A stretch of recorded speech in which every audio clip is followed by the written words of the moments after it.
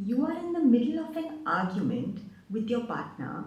Maybe it started over something small, the dishes, a cancelled plan, a tone of voice, and then suddenly it escalated. Words are flying, and somewhere in the middle of all of it, you feel it. This sinking, this hollow, nauseating weight right in the center of your chest, dropping into your stomach. And even if part of you is still talking, still defending yourself, still trying to get your point across, a bigger part of you has gone somewhere else entirely. You might feel like you want to disappear or cry, even if you're furious, or go completely silent when you have so much you want to say. That feeling, that pit, that is not weakness. That is not you being dramatic. That is definitely not you being too sensitive. That is your nervous system doing exactly what it was designed to do. And today, I want to walk you through what's actually happening inside your body in those moments. Because once you understand it, it changes everything about how you fight, how you repair, and how you love. I am Ria. I am a trauma informed therapist. I work at the intersection of somatic therapy, CBT, internal family systems, which is a fancy way of saying I work with the body and the mind, and I believe they are never ever separate. The stuff I share here is what I work through with my clients in sessions, and today's topic comes up quite often. So let's get into it. Part 1, the body knows before you do. Let's start with what's physically happening when you and your partner are in conflict, especially if voices are raised or there's silence being weaponized or words are being said that cut deep. Your brain does something automatic, something ancient. It perceives threat. Not a lion, not a fire, but threat. Nonetheless, because your nervous system doesn't fully distinguish between physical danger and emotional danger, especially in relationships that matter to you. And the moment it perceives threat, your autonomic nervous system kicks in. Your sympathetic nervous system floods your body with stress hormones, cortisol, adrenaline. Your heart rate goes up, your breathing gets shallow, blood moves away from your digestive organs, which is exactly why you feel that pit, that drop, that sick feeling in your stomach. Your gut is literally losing blood flow. This is your body preparing you to fight, flee, or, and this is the one people don't talk about enough, freeze. Now, here's where it gets personal. For some of you, that pit is followed by an explosion. You get louder, sharper, you can't stop the words coming out. That's the fight response. For others, that pit is followed by shutdown. You go quiet, you check out, you say fine when nothing is fine. That's the freeze or fawn response. And some of you swing between both in the same argument. None of these are character flaws. These are survival strategies. Strategies your nervous system learned probably long before this relationship, long before this argument. Which brings me to the part that I think is the most important thing I'll say today. Part 2, this isn't really about the dishes. The argument might be about the dishes or about the fact that they didn't text you back or about feeling dismissed in front of their family. But that pit, that visceral full body reaction is almost never just about what's happening right now. In somatic therapy, we talk about the body as a container of memory. Every experience you've ever had, especially experiences where you felt unseen, abandoned, or criticized, or unsafe, is stored not just in your mind, but in your nervous system, in your muscles, in your gut, in your chest. So when your partner raises their voice or goes cold and distant and or says something that lands like a dismissal, your body isn't just responding to this moment.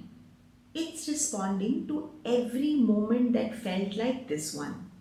The time a parent told you that you were too much, the time you were left out and no one noticed, the time you were small and there was conflict in the house and you had absolutely no control over any of it. Your body remembers and it responds accordingly. This is what we call a trauma response. And I want to be clear. You don't have to have had a capital T traumatic childhood for this to apply to you.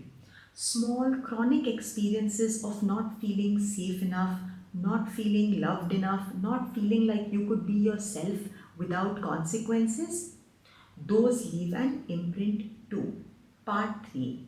What part of you is showing up? Now, I want to bring in a framework that I use with clients all the time because it gives so much language to this experience. In IFS, we work with the idea that we are not one single self. We are made up of parts. Different parts of us that carry different roles, different fears, different histories. And in a fight with your partner, it is almost never your core self that's speaking, it's a part. Maybe it's a part that learned that anger keeps people from abandoning you. So it gets loud, it attacks, because underneath it is absolutely terrified of being left. Maybe it's a part that learned that going quiet keeps you safe. That if you disappear, the conflict ends and you can survive it. Maybe it's a part that is so desperate to be understood that it keeps repeating itself, escalating, because it truly believes that if you just say it the right way, they'll finally get it. These parts are not trying to sabotage you or your relationship. They are trying to protect you the way they learned to protect you a long time ago. The pit in your stomach, that's often a signal that one of these protective parts has taken over, that something deeper, something younger has been activated. And your partner, they have parts too. Their nervous system is also in some version of fight, flight, or freeze, which means you have two people, both flooded, both running old protective programming, trying to have a rational, connected conversation. No wonder it's so hard. Part 4, what your thoughts do in that state. From a CBT lens, what's also happening in that moment is a cascade of automatic thoughts, fast, hot, and deeply convincing. They don't respect me, this always happens, they don't actually care, I am alone in this relationship. These thoughts feel like facts when you are flooded. They feel like clear, accurate readings of reality. But they are thoughts generated by a dysregulated nervous system filtered through old wounds interpreted by a frightened part. That doesn't mean there's no truth in them. Sometimes there is real stuff to address, but you cannot access nuance, you cannot access empathy, you cannot access genuine communication when your prefrontal cortex, the thinking, reasoning part of your brain, has gone offline because your survival brain has taken the wheel. This is why the advice, just communicate better, is completely useless in the middle of a fight. You cannot think your way out of a nervous system response.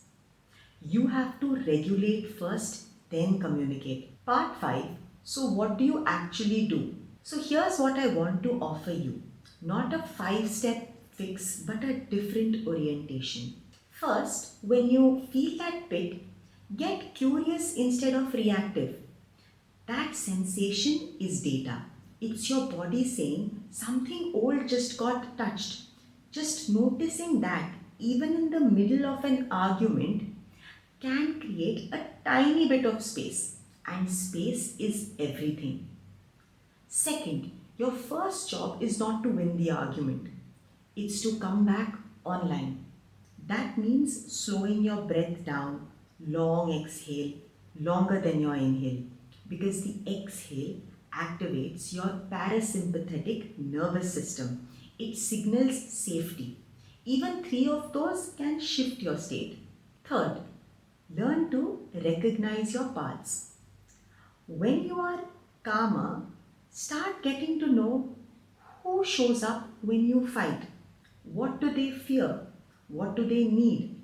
Because the part of you that gets aggressive probably just needs reassurance that you won't be abandoned. And the part of you that shuts down probably just needs to know it's safe to exist.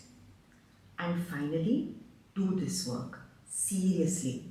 Not because you're broken, but because these patterns, the ones that create that pit, the ones that run your arguments, they don't just affect your relationship, they affect how you feel in your own body every day. You deserve to understand yourself at this level, and you deserve relationships where conflict doesn't feel like survival. If anything I said today landed for you, if you recognized yourself in that pit, in those parts, in those automatic thoughts, I want you to know that this is exactly the kind of work I do with people, helping you understand your nervous system, helping you meet the parts of you that are working so hard to keep you safe, helping you build relationships that feel like home and not like threat. If you want to explore working together, the link is in the description. I offer a free initial consultation, no pressure, just a conversation. And if you're not ready for that yet, that's okay too. Subscribe, because this is the kind of content I make every week. Share this with someone who needs to hear it. I'll see you in the next one. Take care.